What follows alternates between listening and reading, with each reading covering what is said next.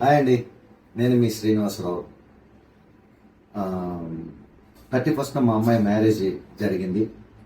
దానికి సంబంధించిన మా హౌస్ డెకరేషన్, అలాగే సంగీత్ డెకరేషన్, అలాగే మా ఇల్లు మొత్తం బిల్డింగ్ మొత్తం డెకరేషన్, అలాగే మా మొత్తం డెకరేషన్, ఈవెంట్స్, సింగర్స్, యాంకర్స్, లోపల చిన్న ఈవెంట్స్ ఉంటాయి కదా, అవన్నీ పర్ఫెక్ట్ ఈవెంట్ మేనేజ్మెంట్ ఇచ్చేశారు.